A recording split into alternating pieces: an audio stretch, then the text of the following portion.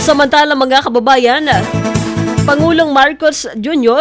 ikinatuwang mainit na pag-welcome ng mga Sorsoganon sa kakatapos lamang na inauguration ng Sorsogon Sports Arena. Ang buong detalye ng balita nasa linya sa Megapo Patrol number 5, SM Romel Coro.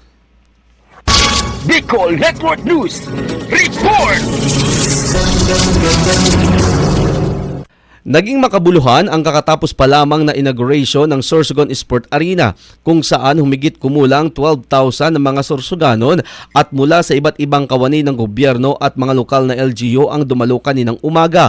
Ayon sa impormasyon, halos dumagungdong ang arena sa hiyawan ng umakyat sa entablado si Pangulong Bongbong Marcos na mainit na tinanggap ng mga mamamayan. Samantala, nagbigay naman ng masiglang intermission dance number ang 1,701 estudyante mula sa iba't ibang paaralan sa probinsya na siyang ikinatuwa ni Pangulong Marcos. Sa kabilang dako sa kanyang mensahe, pinuri ni PBBM ang malaking pagbabago sa Sorsogon lalo na sa aspeto ng pabahay at infrastruktura. Ipinahayag din niya ang suporta sa 7K program ni Governor Edwin Buboy Amor na naglalayong paunlarin ang kabuhayan ng mga taga Sorsogon. Para sa Bicol Network News, Megawa Patrol number 5 Romel Grabador Coro, tatak, tunay na serbisyo.